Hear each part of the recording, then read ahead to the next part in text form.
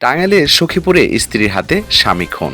৪ April শুক্রবার দিবাগত রাত আনুমানিক একটায় টাঙ্গাইলের সখীপুর উপজেলার গজরা ইউনিয়নের কালিয়ান দক্ষিণ পাড়ার স্থানীয় বাসিন্দা মজনু মিয়ার ছেলে জুয়েল ৩১কে দেশীয় লাঠি ও বটি দিয়ে কুপিয়ে হত্যা করেছে তার স্ত্রী তানিয়া।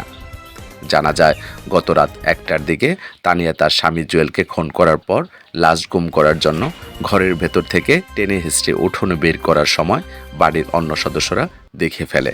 পরে স্থানীয় জনতা তানিয়াকে আটক রেখে সখীপুর থানা পুলিশকে খবর দেয়। পুলিশ দ্রুতই ঘটনাস্থলে ছুটে আসে এবং তানিয়াকে গ্রেপ্তার করে। নিহতের লাশ পোস্টমর্টমের জন্য টাঙ্গাইল জেলা মর্গে পাঠানো হয়েছে। প্রাথমিকভাবে ধারণা করা হচ্ছে যে পারিবারিক কলহের কারণে এই হত্যাকাণ্ডটি ঘটেছে। এই দম্পতি প্রেম করে বিয়ে করেছিল, তাদের ৩টি সন্তান রয়েছে। সখীপুর থেকে খান আহমেদ হৃদয় পাশা, দৈনিক আলোকিত দর্পণ।